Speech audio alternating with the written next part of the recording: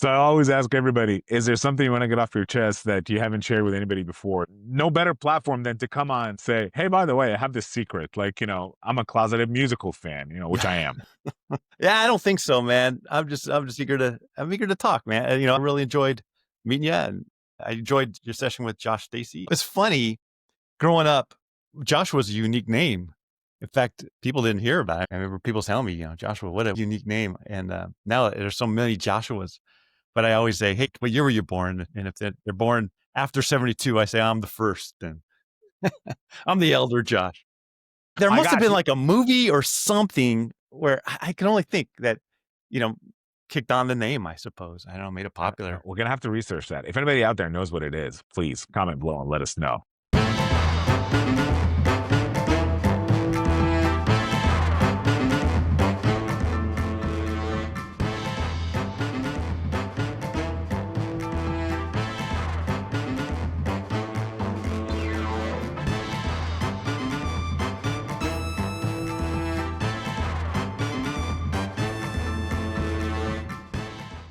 All right, let's do this. Welcome back to Desperate Radio, and welcome to Hello Henderson with our new friend, Joshua Leavitt. Joshua, did I say your name correctly? We throw the A in there just to screw people up, but it's Levitt. But I go by Levitt. It doesn't matter to me. So leave it alone. Leave it to Levitt. That's what we say. Joshua Leavitt is a name that I've heard constantly and over again since I moved to Henderson back in May of this year. And I'm a newbie.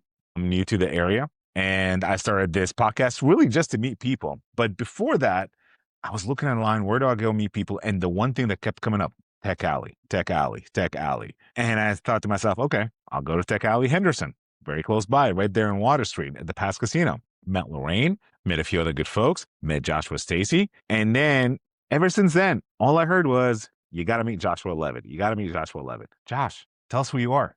Geez, I'm the guy that everybody has to meet, I suppose. So yeah, Josh Leavitt. I go by Leavitt. Grew up in Vegas. Vegas always seems like it's a small town that grew rapidly, right? So everybody knew everybody back 70s and 80s. And I think we still know everybody, even in today's world. But I don't think people realize, I think it was maybe the 60s, we actually overcame Reno or something like that, right? So Vegas wasn't the big dog in the state. But anyway, everybody knew everybody.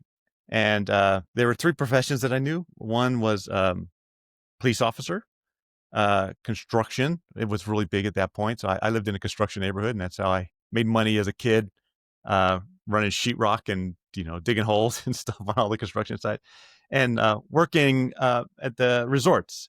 And me and all my buddies, we all wanted to be valet parkers. I mean, that seemed like the gig. I remember everybody talking, there's a 5-year wait list. You're going to make a ton of money, drive cars. It can be really cool. As chance had it, in my 20s, I got into technology, worked my way up, eventually became a CIO of a helicopter company here in Vegas.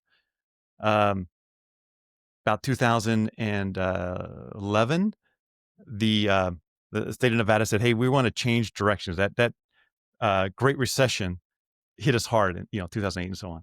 So we want to go more in this entrepreneurial technology economy. We want to tap into that. And so they landed this great plan, and I remember reading it. It's called the New Nevada Initiative, I think. And I was thinking, well, if technology drives business, it's an accelerator of business. I don't really see technology as a solution. I see it as an accelerator. And we're competing with all the tourist dollars, just like the casinos and so on. And they have a tremendous amount of money and resources. We're going to be really in a lot of trouble when we can't find any talent. And I can't find talent that is it. So I went on a big workforce sort of building plight there, and started high schools and talking to the students and recognizing that, just like me, they didn't know anybody that was in technology growing up. There was practically the same fields that they had. So I ended up quitting my job as a CIO and ended up working for a nonprofit that did workforce development, where we trained people into technology and then helped them get jobs in technology. And that's when I helped kick off the state's only post-secondary coding school in Nevada. And it was there where I met a lot of people in the startup scene. And then the technology scene. You would think, hey, you're a CIO, you would know all about the technology scene, but I don't know nothing that was going on in Vegas, right? And so what I was doing was giving, I was letting the community use our campus to host meetups. So it was a couple cool reasons to do that. One, it was great marketing for our program, and two, it was good for the community, as I was saying, and three, it was great for our students to interact with that community as well, and maybe find a job or maybe find a mentor or so on. And one day, this guy from Irvine, guy's name was Joseph Hackler. He's a good. He turned out to be a good friend. I mean, we're good friends. But he came in one day and he said, "Hey, I heard this is the tech scene." And I said, "Sure is, man. There's a meetup on Monday and another one on Wednesday and Saturday." And he goes, "No, I'm looking for this place where people just exchange ideas, like a flea market." And I was like, "We don't have that in Vegas." And I always give him credit. I said, "That's the thing that planted the seed in the brain to eventually form a Tech Alley." And that's where we are right now. That is a really good story. That's a good origin story, right? Yeah, it's funny. You look to see how everything's sort of connected. And I would tell you, if you say, "Hey, where was that flashpoint or whatever you call it?" I don't know, where really things changed direction. And I would say it's when the state published this long strategic plan on what they were going to become. In business, you want predictability, right? And so reading that and going, "Okay, I get it. Let me just try to align things with that effort, and then making sure that I'm at least in a good position when things kick in, happens." I think changed my direction tremendously. Who would have thought that I would have started an organization like Tech Alley, that I'd be a entrepreneur with a scalable company and so on. It all came from just reading the right paper, I suppose. Every time I register for a Tech Alley event, especially here in Henderson, I always get a thank you note, especially from Josh, specifically from Josh, and it has his signature right on the bottom. So I appreciate that. Well, I didn't know that. So it must come from the Wix website. So that's good to know that it comes, because I think that's one of my biggest faults is I don't follow through with those events, and I need to, right? So it's good to know that it is sending that, because that gives me a little more confidence that maybe I really need to. I'm not bothering people if I start doing those follow-ups. That's one thing I've learned in those Tech Alley events is that people don't get bothered if you talk to them. I mean, the first couple of times I was there, I often joke that I was like the world's heaviest social butterfly. I like to go meet people, talk to people, get to know people. If it's not just for business and networking, it's just, I really enjoy talking to people. And the first couple of times I was here, I was like, hey, I got this, sometimes a thick New York East Coast accent. I can be a little assertive or over dominance when I talk to people, and I don't mean to do that. But then that's how I felt when I lived in California for the last 15 years. So I was like always kind of just maintaining my level of energy and excitement when I meet people. But over here, people are genuinely excited to meet you. I mean, I just saw you last week or 2 weeks ago. I walked up to you and you immediately shook my hand. I was like, "Hi, how you doing?" So that's the vibe that I get from almost everyone here in Henderson. So it's a lot warmer in nature, and it's a lot more genuine and authentic. And that's what we continue to talk and preach on this show. Yeah, Genuine yeah, authenticity. and I think about that, and I recognize a couple of things. One is, like I say, we're still a small town, right? And I mean, hell, I'm a Levitt, and I always joke and say I'm related to everybody, because there's so many Levitts in Vegas. In fact, I just made a phone call and they said, "You got to connect this person. He's a Levitt." And I was like, "Oh, there you go." But two, we're a service oriented culture, you know, and I think that carries through a lot. So yeah, I'm glad you are recognize that. And I'll tell you one thing. You talk about New York. I think every friend I had growing up, or about every friend, was from New York, because back in the 70s and 80s, everybody from New York was coming to Vegas. So I've met a few.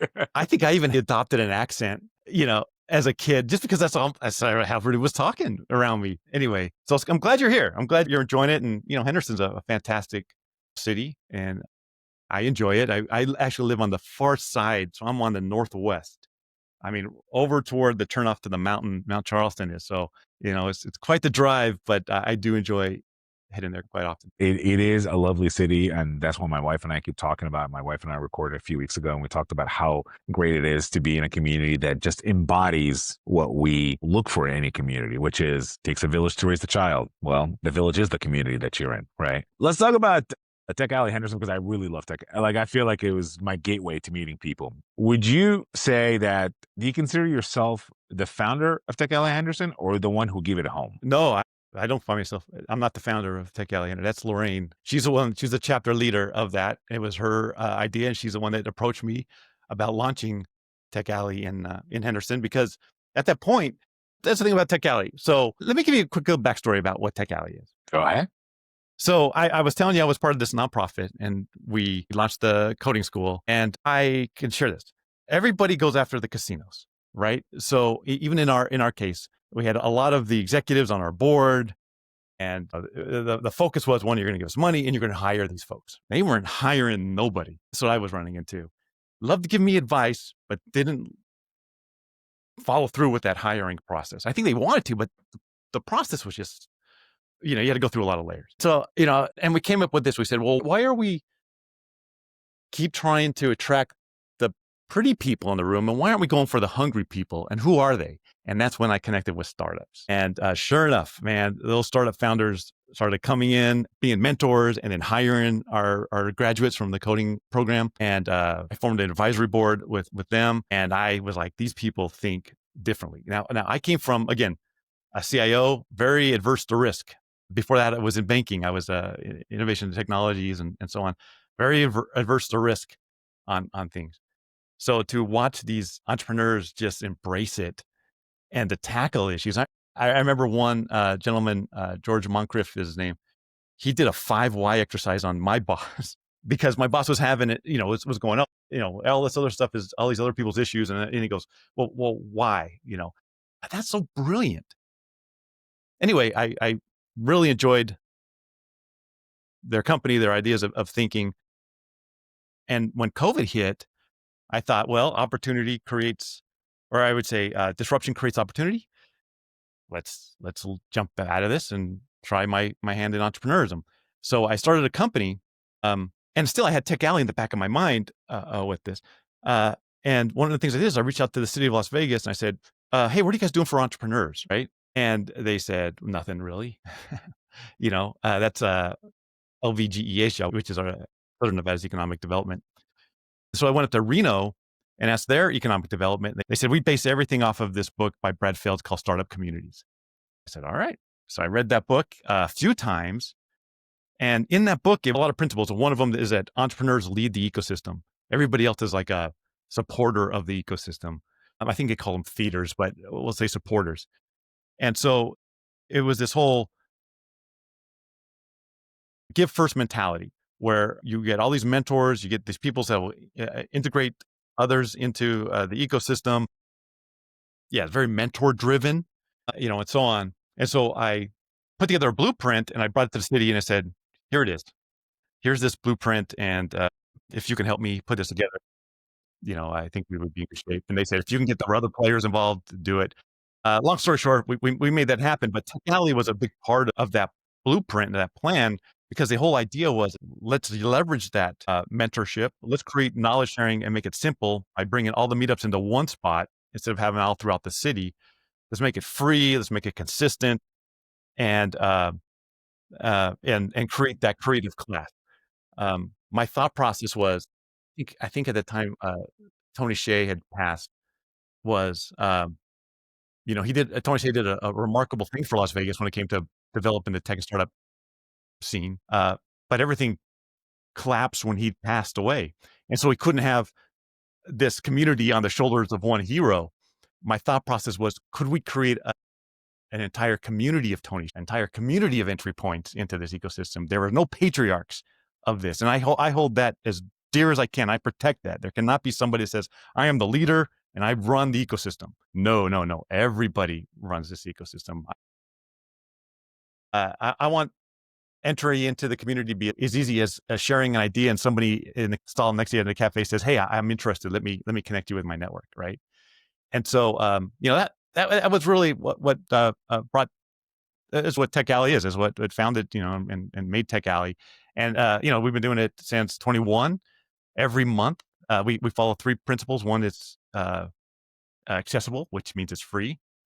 It's consistent. And in Vegas, it was every 3rd Saturday of the month. And then it was accessible inclusive, which means anybody can participate. That's why we don't hold them in bars or things where anybody of youth can attend. And so that's what happened. And we've gone to Reno. We've had them in Denver, but the whole focus is you can't cookie cutter this thing. You find a need and you let Tech Alley's principles solve that need. So yeah, Lorraine approached me, said, "There's really nothing going on in Henderson. Can Tech Alley? I think we need Tech Alley." And after a few months of discussion and touring the area, talking to their economic development, which was very receptive, we said, "Yeah, there is nothing going on. Let's get it." Now I am really, I recognize you cannot cookie cutter this thing, so it can't be like Las Vegas, unless it needs to be right. You run it to whatever that community needs. And Lorraine runs it, as she runs it on a Wednesday. And, she brings in very knowledgeable people to give, discussions and presentations about what they're doing. At first I was like, all right, well, eventually we'll transform this into another third Saturday event. Lorraine was against it and she talked me out of it, and she was 100% right. It is fulfilling a need that needs to be there. And I think if we ever try to move it to the same day as a Vegas Tech Alley, it would have been devastating for it. So she's doing a tremendous amount of. And for those who don't know or haven't met her yet, please do yourself a favor and go down to Tech Alley one of these times and meet Lorraine Yard. She is a wonderful person. I mean, she just is full of energy and excitement, and she just makes you feel right at home. And it helps that she has a British accent. So Yeah, well, you definitely have to have her on the show because she is just a I've been ball of trying. We energy. just can't get our schedules. I've been trying. I can't believe I got you on before her. Well, like I said, she's doing a fantastic job, and the effects of Tech Alley in Henderson was immediate. Now there's discussion. Now there's people meeting and growing and their businesses or their ideas into something, finding talent. There, people are sharing their stories, and I like to see, this is one of the things that we try to do, is to turn people that are sharing knowledge into superstars. I want them to get a following, and people go, okay, if they're doing it, maybe I can do it. So, yeah, I mean, I love what Tech Alley has done to Henderson. It's a little bit over a year, but I'd say their economic development team jumped right on it and helped us out tremendous with it as well. And Trying to get them on the show as well. We'll see how that plays oh out. yeah, you got to get like Jared or Liz on the show. Yeah, those we'll guys. see. Now, hey, you both on notice. Josh just put you on notice. There you go. Yeah, actually, Liz helped us launch Tech Alley Vegas. She was with City of Las Vegas at the time, and when I pitched the idea, their team said, "Well, you work with Liz," and so her and I are always talking and putting this effort together. So she gets a tremendous amount of kudos, not only for the Vegas success for the Vegas Tech Alley, but also for what's happening in Henderson. Excellent. Excellent. Tell me, because you brought it up a few times, and I really want to explore this a little bit. Tell me what makes Henderson entrepreneurs different from Las Vegas entrepreneurs, or in your opinion, what are the major differences between Tech Alley Henderson versus Tech Alley Las Vegas? I don't think there's a difference between Henderson entrepreneurs and Vegas entrepreneurs, honestly. Okay. Now, your question is what makes the events different? Yeah.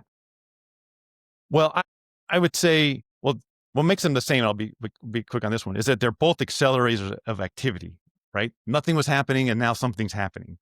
And they're encouraging people to share, their knowledge and hopefully branch off, of that. Now, the big difference between Vegas and how Vegas Tech Alley is run compared to Henderson is Tech Alley is a full day. It's a Saturday in Vegas.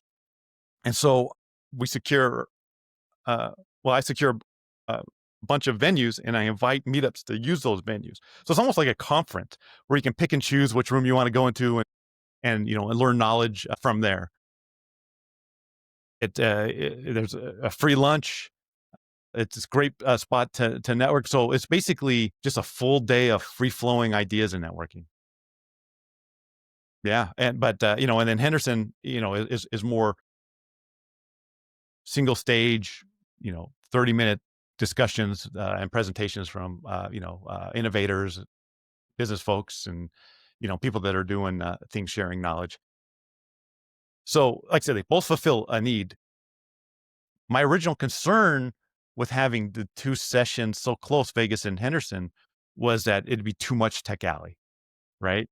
but that was proven wrong. I think that it solves or provides a solution for people that can't spend Saturdays all day at Tech Alley. Now they have a Wednesday night, and it's making it more accessible by you know uh, giving access to people in Henderson, which is a little further outside of town, to the point where they're not the same. They're not the same format, and so you could go to a Tech Alley Vegas and be like, oh, okay, I'm experiencing something different, but still getting the same type of end results of it, which is I met people, I learned something, and now I'm engaged in this really cool tech and startup community that's, um, you know, energetic and so on. So I think the end results are the same, but the experiences are just different. Speaking of people, who surprised you the most from any of those events, whether it's Tech Alley Henderson or Tech Alley Las Vegas? Who surprised you the most? A founder, a creator, a business owner, someone who just kind of came out of nowhere and did something completely unexpected and a success story, if you will. Yeah.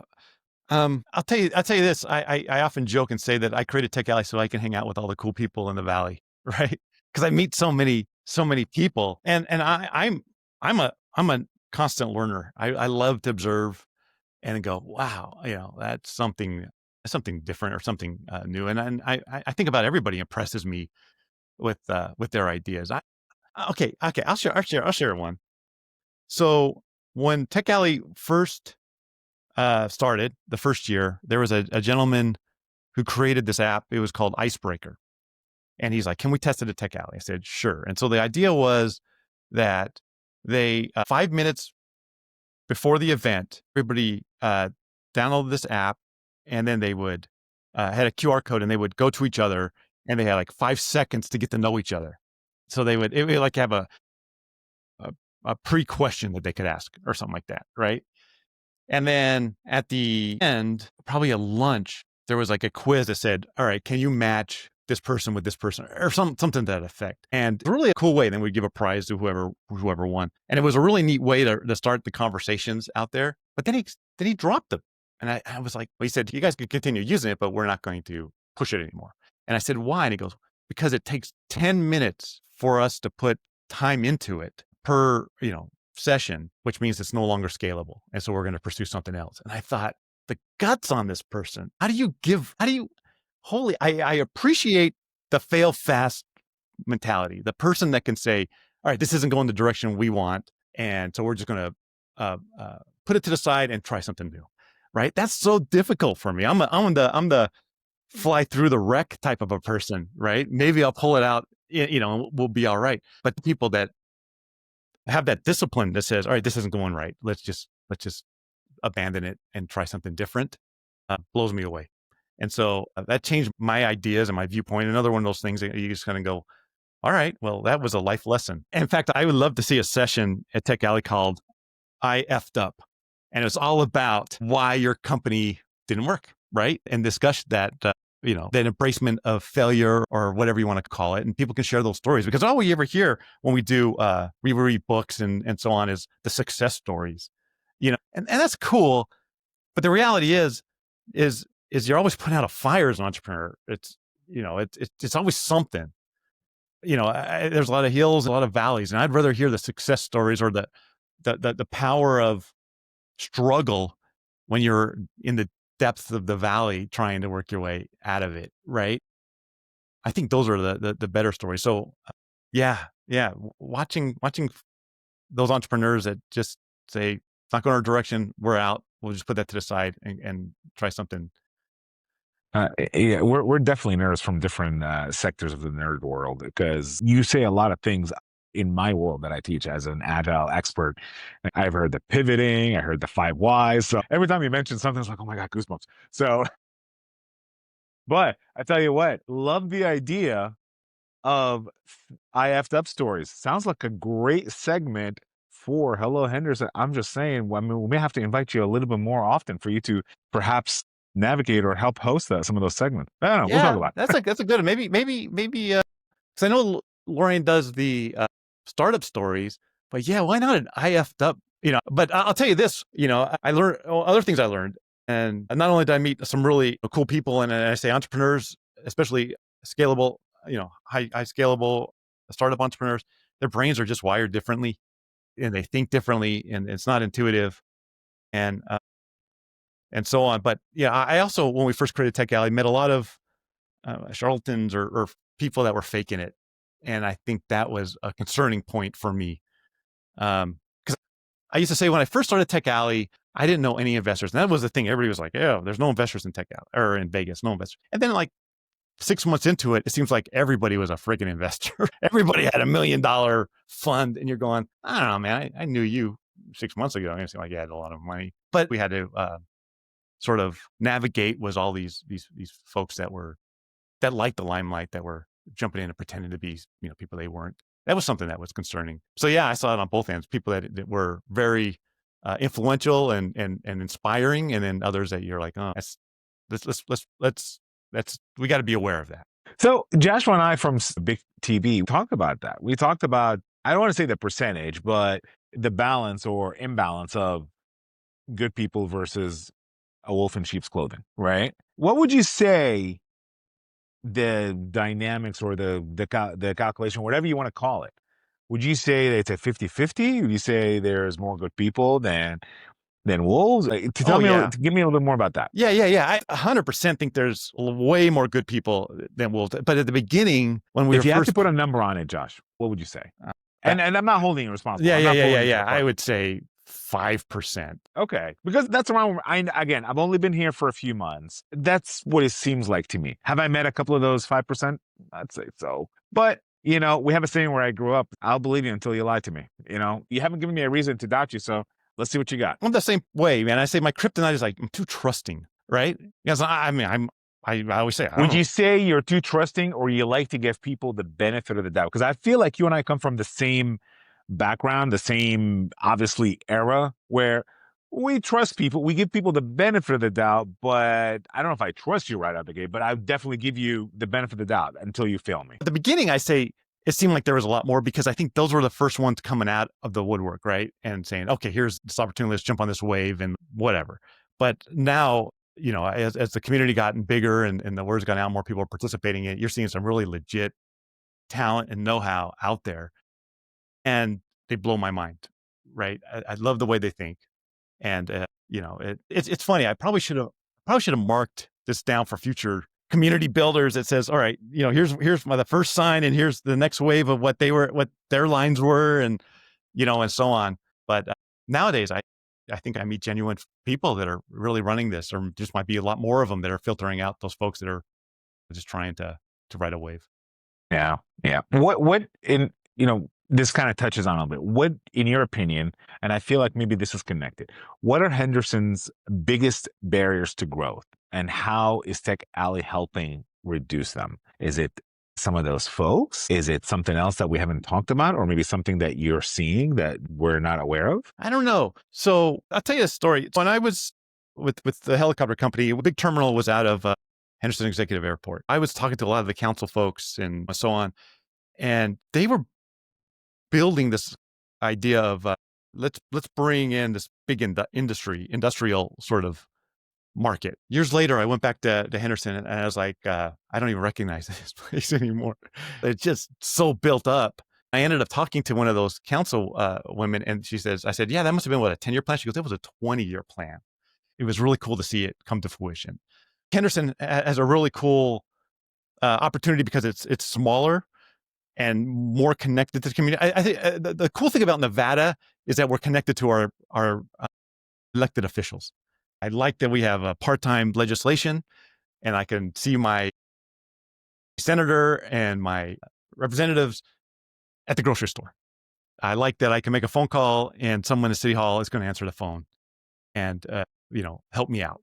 In Las Vegas, we're starting to lose a little bit of that, but in Henderson, you have that. I mean, hardcore. And so I think they're very community focused in ways, but at the same point, they're able to get stuff done a lot quicker because one, everybody knows everybody, and they're smaller. So I used to know the CIO of City of Henderson, and she would always say, we're more innovative than our neighbors, and we can do things, and we're going to push things. And I see that, especially when we had Tech Alley come in. I'm talking to Jared Smith, head of the economic development, and he's like, let's do it. And he's bringing me into economic development meetings with the mayor and saying, all right, here's our focus. And we're going to be ahead of the curve because we're seeing certain things.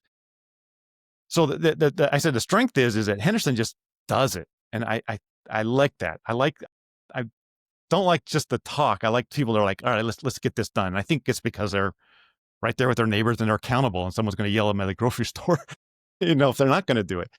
I, I, I, I don't know if I see a limitation. Maybe I don't know if they know exactly what they want to be. I goodness think they do. I mean, they got Jared Smith at the head of the economic development. He's smart. Maybe they're trying to go with that. Hey, we want that big industrial side of things. But I can't tell you that I know they're putting a big focus on small business, and that's again why Tech Alley is part of their strategy, and it's probably why Lorraine's setup of Tech Alley is caught on so much. Will they be a tech hub? I don't know. It sort of I feels think like it. Henderson is part of Vegas. I lived in Irvine. I grew up in the East Coast of New York. I've lived in Orlando. I have lived in Atlanta. And when there's ever newer technology, new emerging technologies and a wave of business, you kind of recognize where the local hub is. And to me, maybe I'm old. To me, seems like there's a next hub coming here.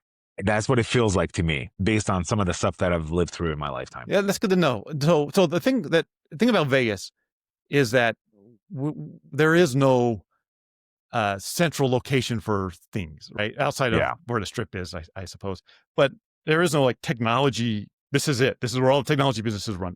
We're spread, man. We had so much desert, and we're spread everywhere. And people would say, "Hey, there's no technology talent in Vegas." And I go, "There's a ton of good technology talent." Yeah. After speaking with you, after speaking with Joshua Stacy and a few other folks at Tech Alley, I disagree. I think it's just there's a lot of untapped potential here. Well, I always say they're just doing other things. They might be working for the resort. I mean, but there's a lot of smart, good talent here. There's I've been saying this for years. The city, county, Nevada as a whole needs to adopt a model that says, I had no idea. Because that's what everybody says when they come to Vegas and they walk away from the strip. I had no idea this existed in this area. I mean, I grew up here and I say the same thing. I had no idea that startup was here. Or I had no idea that, this or that. But because, those bright lights just overshadow everything. Everybody's attracted to that. But yeah, there's a tremendous amount of startups, of talent, of opportunity. People aren't aware of what's happening around here because everything's so focused on gaming and in the resort world. So it could be a good thing, I suppose, or it could be a bad thing. But I just know that there's some remarkable folks that are out there that are making a tremendous amount of money, doing some innovation and making big changes. And it's coming, from Vegas. And that's why I love that Tech Alley started from Vegas and it's spread across country. Or even have a New York City Tech Alley. It's because we can say, hey, this whole idea started in Vegas, right? And maybe we can start separating ourselves just from the resorts. Now, I love the resorts, and I think they need to become more innovative. And I've been working on ideas that say embrace entrepreneurism, embrace the risk of working with some of these folks that are here. And I think that's where our breakthrough is going to be, is when you see that occur. But they're sort of stuck in that. You never get fired for working with a Fortune 500 company. We need to find a way to de-risk working with these entrepreneurs and and so on, so that we can better compete on a global scale. One of the things I try to remind folks of is DraftKings. When online gaming was being pushed, Vegas fought it, and they didn't want online gaming, and we lost control of the market that we ruled over. So they need to embrace it. They need to embrace that innovation. Forgive me, I don't know much about this, so you probably are a lot more familiar. Would you say they've embraced it in the last few years? Because I've seen some things, whether it be some casinos with betting online or anything like that. I'd say they're starting to, and I think there's a want to, but then you have other roadblocks, right? You have unions, and it makes sense. A big part of our workforce is in the resorts. So when you start leveraging innovation to replace jobs, to do things cheaper and so on. Well, that's a big concern to a lot of folks, and the unions jump on that big time. I think that like the MGM did like a 2020 initiative once where they're saying they fired all these high level managers and they said, we're going to let technology control things and we're going to really try to knock things out. And then the workforce got scared and then unions got involved and Caesars, and I might be wrong on a lot of facts, but Caesars was basically handcuffed and said, you cannot add innovation without the union's approval and without this and this. And the reality is, Vegas is, it was a 2016 study, the most automatable city in the country. And if we want to provide our guests with a agile or adaptive environment and make things cheaper and really, again, compete at a global scale, we only have a relationship with guests to Vegas for 2 days. How do you capture that data? How do you create an environment where they want to spend, money and they have an enjoyable time and they want to come back, another way? We have to be able to, adapt and lead that type of experience again. And I think there's a lot of barriers to Vegas doing. Do you feel Henderson is overshadowed by Vegas, and how do we change that? No, man. So I don't. I mean, I don't. Sure, everything's overshadowed by the Strip, plain and simple. And that's Clark County. That's not even Vegas. It's paradise, right? Oh, but Henderson's just like where I live, Centennial Hills or Summerlin, or other parts of the city that are just removed from. I don't know if you knew this, but growing up, Henderson was like the Hickville. There used to be like a radio station and they would sing, they'd always play like Green Acres. Remember Green Acres, that TV Yes. show? And so like Green Valley just came up and it was like this really, really cool thing. My mother used to drive us down there and go to the library and see the little figurine chap that they would put up there. But the song was like, Green Valley is the place to be. You have a Carphone in your infinity, and then go into Henderson about being a hick, this big town. So I say the biggest transformation was Henderson losing that reputation of just being out back, connected from the city in that way. Now, it's a force to be behind. I still love Water Street and it has that hometown feel to it. But then, Green Valley is part of Henderson. Then you can go, a little closer to the Strip, and it just turns into any other neighborhood, in the valley. I love Water Street, by the way. It's like one of my favorite spots. Like, it's one of the first things, and Green Valley too. If you lived in California for 15 years, especially in Orange County, Green Valley is the closest thing that you're going to get to an Orange County, California. I think, in my belief. Yeah. So we're all under the shadow of the Strip, but just like any other of the little communities around it, it's just a great place to be, and know your neighbors and do things. Henderson, I think, is even better. I mean, Centennial Hills, we don't have any number of restaurants or like that, and Summerlin's nice, I suppose, but yeah, Henderson just has that. But we don't Summerlin. This is Hello Henderson. Yeah. Henderson, has, I think, a good mix of all of it. It has the industrial side. I mean, I think Henderson launched the big brewery push in Southern Nevada. I mean, it's as I say, it has a more innovative, let's just get it done type of momentum that, like I say, you never heard of that reputation, but as a kid, that's what Henderson was. And they've removed themselves from that shadow and it's turned into this pristine community that, is attracting folks. I think the only other one I would ever consider outside of that would be Boulder City, which is, a little further down. Which we visited Boulder City. It was one of the cities that we considered when we were looking to move here. And honestly, not just the distance to where our family is right now, but it just made sense for us to move to Henderson. But I gotta tell you, we went to Boulder City a couple of times. Like, this is not bad. We could have moved here easily. It's not that far. And that's one of the things I like about living here, is that despite the fact that they're doing constructions on the freeways here and they're expanding it and whatnot, everything is still not that far away. Nothing pales in comparison when you live in Southern California for 15 years and you have to deal with the 405 or the 5 or the whatever else. Yeah, everything's 20 minutes away, right? Yes, I love that. I'd say if you want that whole hometown USA feel, Boulder City is great. But I'd say that Henderson has a blend of it. I mean, it's like the blend of Boulder City and Vegas, right? Yes. And that's very well put. It's a blend of hometown USA and a little bit of the lights and the sparkles that comes with it. Yeah, and they have the type of leadership and the culture that says, let's just do it. Let's get it done and let's push it. Even if it's 20 years, it's going to happen. And so I respect that. When I was 1 years old, 1 to 3, I lived in Henderson as a kid. So I have a special place in my heart for Henderson just from that place. Our duplex is still. So anyway, yeah. I mean, you can't knock Henderson. It's definitely grown, and it's a really great place to I think work and start a business and raise a family. No question asked. Yeah, but sometimes we have to face the reality. Sometimes entrepreneurs struggle. What do you think? What do Henderson entrepreneurs need that they're currently not getting? To be told that you don't need to raise money to be successful. Everybody says that. You got to raise funds. You got to raise money. You got to raise money, and that's not the case. And the honest truth is, I grew up in Vegas. I don't know much about any other culture or city or whatever. You're more traveled around, right? I remember someone talking about people returning phone calls, and they're saying, "No, this is terrible." And I thought, well, isn't that what everybody does? And they go, "No." And I thought, oh shit, they know someone return your call. You probably have a much better diverse sort of understanding of what things can be like.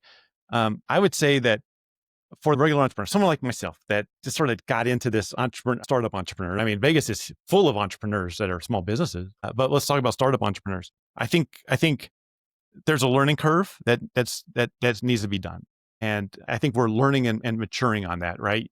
Everybody seems like they're always going for that. I need to raise funds. I need an investor. When that's not the reality, that does not make you a scalable startup.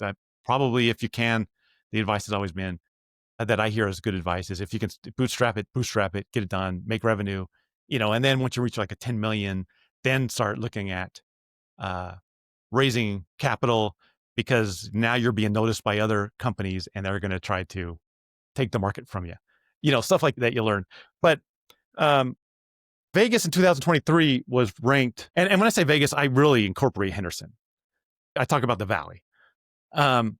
Was ranked the top pre-IPO startup city in the country, and a lot of people were patting themselves on the back saying, "Look, we did it, right?"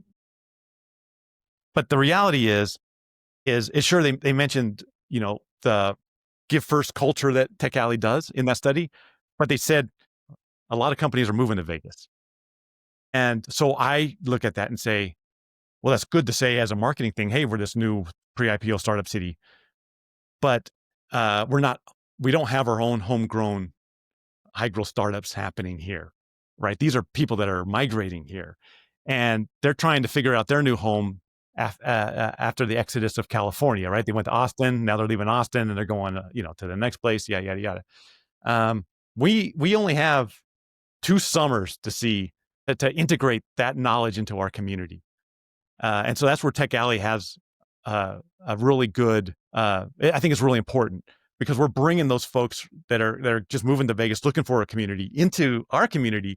And then those small business folks, or those people that myself, who have startup ideas, can now learn from them and exchange and grasp that knowledge, so that, let's say when California says, "Hey, we screwed up, please come back," and they go back home, we can build off of that. If we're not doing that and they go back home, then we're going to be in a worse position than when it started. I say 2 summers because I always say that if you can last 2 summers in Vegas, you were a native, Survive my first one. Yeah, hopefully I can survive the next one. That first one was like, damn, that was hot. And then next one, that first one's like that shock. And then the second one is like, now it's uncomfortable. And I lived in Orlando, and I lived in Southern California. So I'm familiar with heat, and trust me, you try to avoid it as much as possible. This year, I might say it was a little milder. I think it went into a 115, the highest, but honestly, we spend most of our days indoors. So it's, you find ways to acclimate. So we'll see how next summer goes. The only thing that I didn't like about the summers here is that I couldn't really ride my motorcycle. And I only started riding motorcycles recently. And when it gets too hot, I was like, I just cannot ride. Can't. It's like a hair dryer blowing right on you, on your knuckles. I had that was my transportation. I had a 87 Hurricane. I think it was a 650 growing up. And yeah, man, just getting blasted by the heat. And then was brutal. And of course, I didn't have it. I was riding in shorts like a dummy. I didn't know any better. Now we're nerding in a different direction. I would say this, man. And riding my bike when I was a kid, I don't even think there was a million people in town yet. And so it was easy, right? I don't know about today. But anyway, it's funny that you say that with the heat. Yeah, it's brutal. I still remember it. But I would say that we are going to be a powerhouse if we integrate that knowledge that's coming here with with the folks that have ideas and Well, how do we make the ecosystem inclusive, Josh? How do we make it not just for techs and entrepreneurs, but for creators, artists, small business that already exist, students, retirees, and everybody in between? How do we make this ecosystem inclusive? Is there room for that? you do exactly as what Tech Alley's doing, right? You just make it available. Have you been to First Friday events yet in Vegas? Not yet. I plan on to. I really want to, and still moving, still adjusting. It's been around forever, and that's for artists, right? The thing about First Friday is, I always say that, Tech Alleys in Vegas is like that. It's like the technology entrepreneurs First Friday. But what I like about them is that people probably don't even know that there's an organization that runs it. All they know is that they show up every first Friday and there's this huge event. And I say, that's what we want with Tech Alley, is that they don't even know who runs. That's why you don't even see me on the website. And I don't make it about me. It's about other people, because the goal here is for people to go, I don't even know who runs this event. All I know is I show up and I'm part of a community, and it's, and so on. So I think that's the first thing, the consistency part, the inclusivity part, the three principles that we have was the main focus was, this is how we're going to engage people in the tech and startup scene. Now we've started making partnerships with, like I said, the chamber, the big, Vegas chamber. We're talking to the Henderson chamber and the urban chamber. And with the idea of, all right, let's start integrating. I wouldn't want to be like, hey, we're going to build a bridge between these two groups. I'm saying, let's pull the curtain and say, let's integrate these high growth entrepreneurs or these startup entrepreneurs with the business folks and share that knowledge. We hosted our first session over at the chamber a few weeks ago. And I think it blew some people's minds because, again, high growth, scalable businesses, you just think differently and it's not intuitive. So I was like, we should create a session called You're Doing It Wrong, and just invite people like Josh Stacy. And I think there was a gentleman or two at the Lorraine's at the Henderson event that I just was like, these people get it. They're just talking things that I don't think would be natural to think for business, right? It really makes you push it and makes you uncomfortable.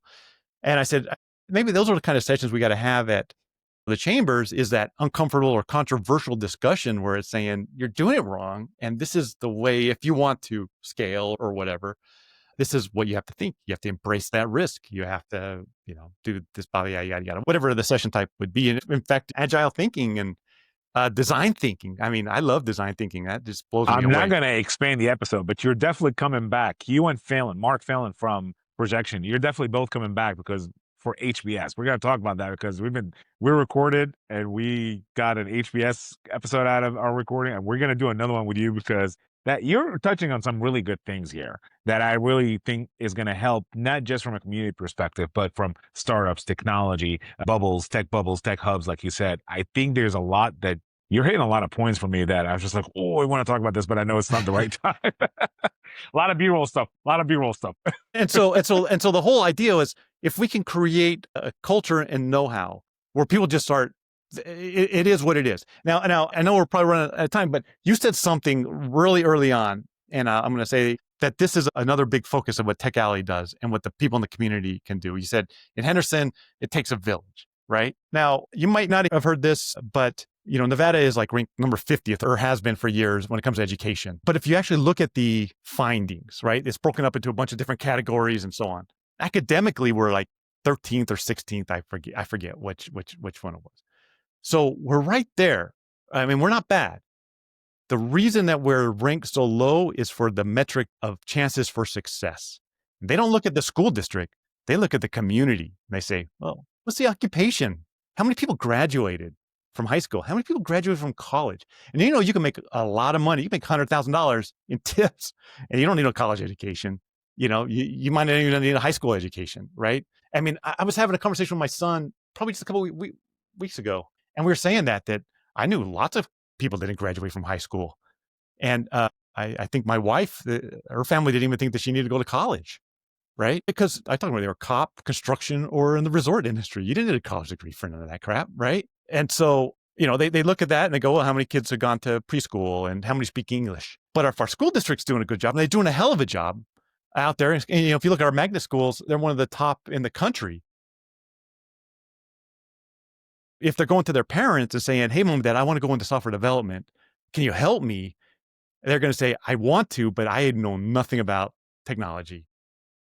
But I can get you a busboy job for $50K. And you go, okay, I'm going to go with that. And I say, it's not an economic thing. And I share a story that one of my sons wanted to be an attorney. And I thought that was the coolest thing in the world. Paid for his tuition. He went to Reno. And that's about the extent of our assistance, right? But about a year and a half into it, he changed his major to business. And I was like, wow, very cool, man. Let's start talking macroeconomics and let's start talking marketing. And here's all my papers from when I graduated from college in business, right? And I think he even got his master's in the same degree I got my master's in. And I shared all my doc. And so they just fell upon what the family was comfortable with, right? My youngest is a software engineer. So that's why I say there's a lot of good talent, but they're just doing other jobs, right? But with Tech Alley, what we're doing is we're creating now that second layer of social support that can now, when kids go, I can't, mom and dad, they go to their immediate social support and they can't find sort of that path. At least they can go to like a Tech Alley where it's full of mentors and go, oh yeah, I'll tell you how to go from point A to point B, or let me give you advice on so on and so forth. They can find those pathways and so on. So that's how we're going to become like this massive tech and startup community. It's going to be unique to Vegas. And I say this when anybody says we got to become the next Silicon Valley. I say, no. Silicon Valley has to become the next tech. Silicon Valley wants to be the next Vegas, right? So I don't like to be called like Silicon Desert or Silicon, whatever. I say, no. We're the ones that are going to change the way that people are going to think of how a startup ecosystem works. We're working on the cultural pathways, building rooted startup entrepreneurs that's rooted within our culture. We need industry to get involved. I say that's why, resorts being our biggest one. And we need to start tapping into that space. And I think it's better for the resort industry to do the same. We'll see what comes up with it. You know how it is. You just got to be quick enough to adapt when you see the opportunity arises. And I don't know, who knows what's going to be, but we're going to definitely be ready for it. Where do you see Henderson's innovation community in the next 3 years, and how does Tech Alley help with that? I mean, I feel like you touched on it a little bit where you talked about providing a community and mentorship for all this, but where do you see that innovation community in 3 years, and how does Tech Alley help with that? I would say that's a great question for Jared Smith when you get him on or the mayor when you get him on your podcast, right? Because I'm going to assume, especially with Jared, and I've known him for a while, he has his plan set out. And I know that Tech Alley is just a chess piece of that plan in it. It's doing its job. And people say this, they go, well, what's your long-term goals for Tech Alley in any chapter? And I said, the goal is to turn the lights off, shut the door and say, job well done. We're a nonprofit. We're here to solve a problem or do our part and it's not about sustainability forever. Cause then you're not trying to solve anything. You're just trying to survive. So Tech Alley is doing its part. It's creating activity. It's getting people together, and it is creating a buzz, and and so on. And from there, it's going to propagate into people going from point A to point B, point B to C. And next thing you know, they have their startup. But create that community is what the number one, and then get people talking. As far as where they're going to be in 3 years. I'm going to say they're going to be more advanced than they are here, but I don't know if that's going to be their ultimate, the goal of the city. I don't know if they're going to be recognized as a startup city as much as like Vegas is being recognized. But again, I see Henderson as just a part of the Vegas experience as well. But ask Jared that question.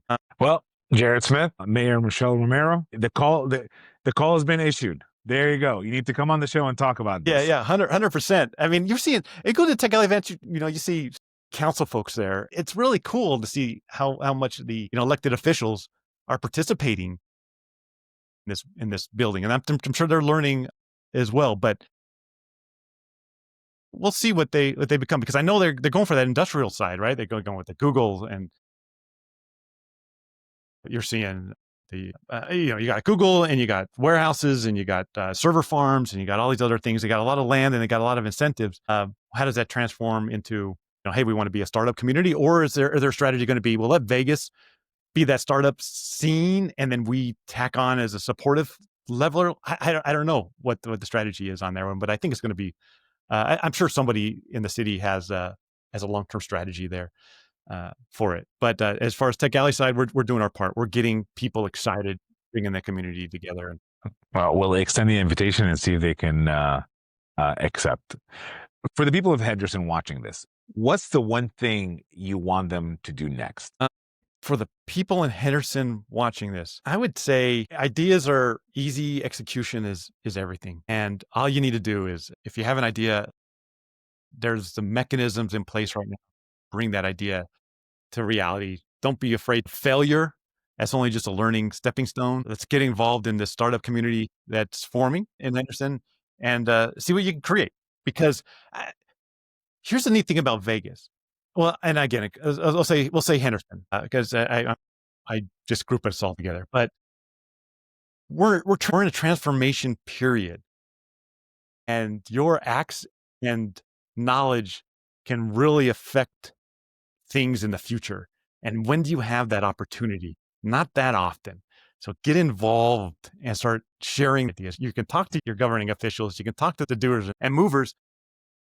Get involved and let's share the ideas, your knowledge, or your ambitions, and let's do something good. We often joke that there's no statues of anybody, except for now there's one at City Hall. There's the mayor and, two mayors, Goodman, Oscar, and so on. But I always say, you made it famous in Vegas if your picture's above a bar of you doing something cool. And people go, oh, yeah, I remember that dude. He was all right. Now's that time to start securing that picture because, we're changing. And the only way to take advantage of that is to get involved. That's really great advice for anybody that was watching and wants to have a voice and make an impact in the community. Josh, we're going to play a little bit of rapid fire and then we'll wrap up. Okay. All right. Favorite spot to go to in town?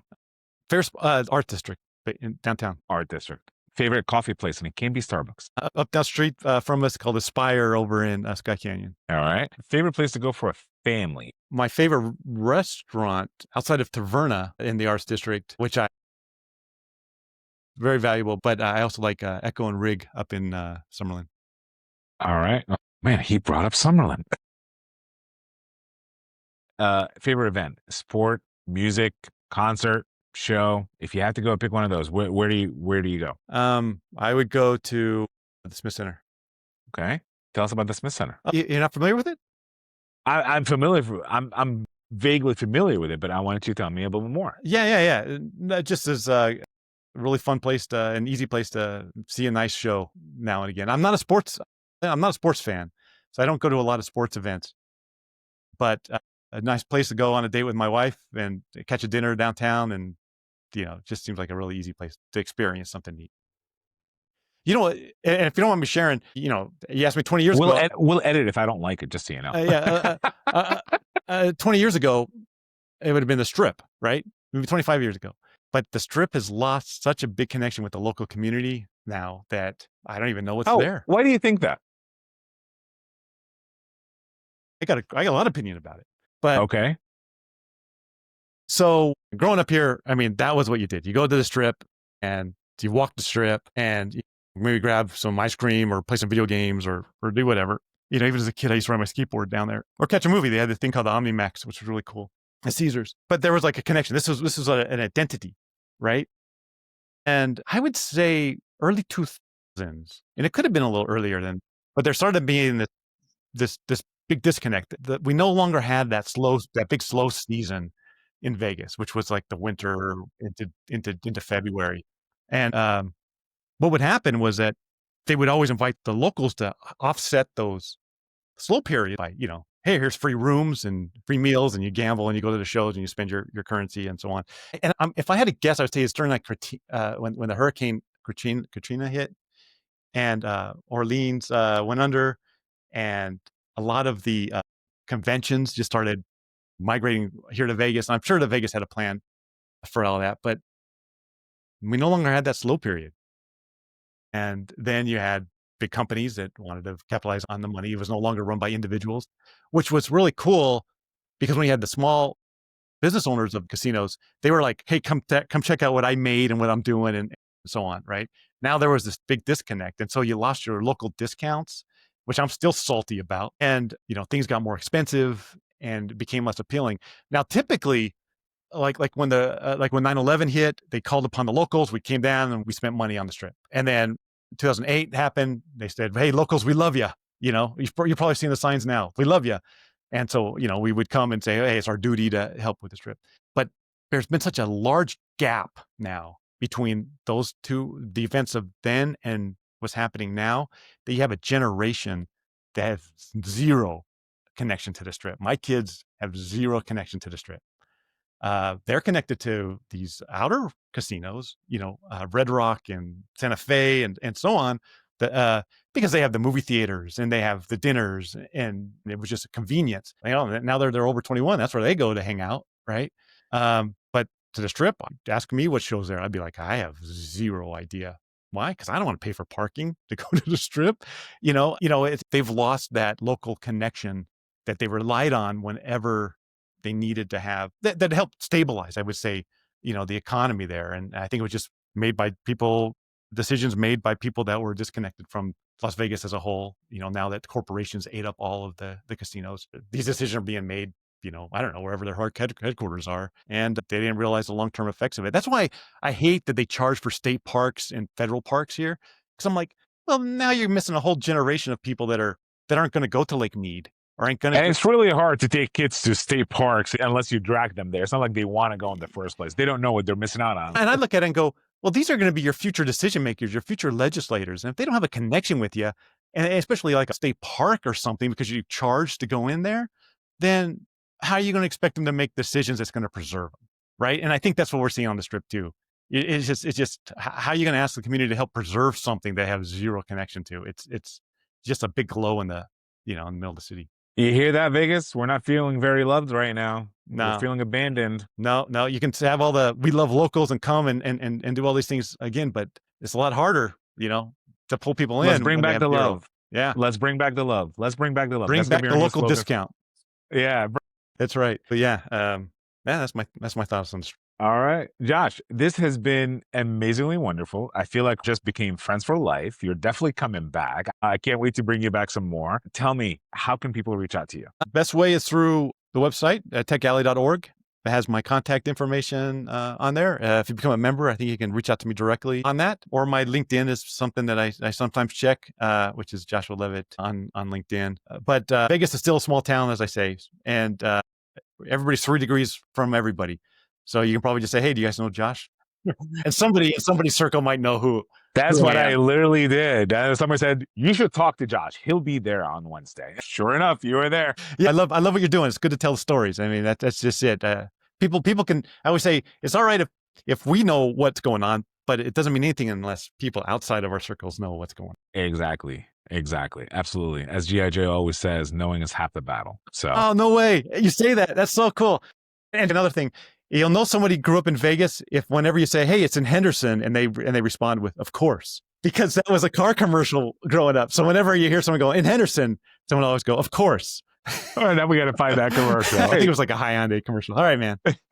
All right. Well, Joshua, thank you so much for being on the show. Thank you so much for giving us all this information and all these nuggets of knowledge that we were not aware of, and especially of course, in Henderson commercial. We'll see if we can dig that up. But this has been a great conversation. I can't wait to have more of them. And if you like what you heard today, please like us, share us, follow us. If you feel somebody can benefit from listening to us, share with them. Maybe they didn't know a couple of things about Tech Alley. And if you want to be on part of the show, comments about today's episode, please comment below, and we'll see what we can do about that. Thank you so much for tuning in. Thank you so much for listening, and we hope to see you again soon. This is Haas, and this is Dead Sprint Radio.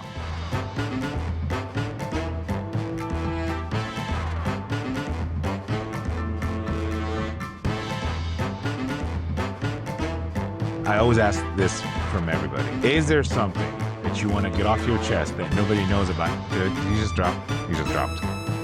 Speaking of B-roll material, I'm going to do my own editing for a while.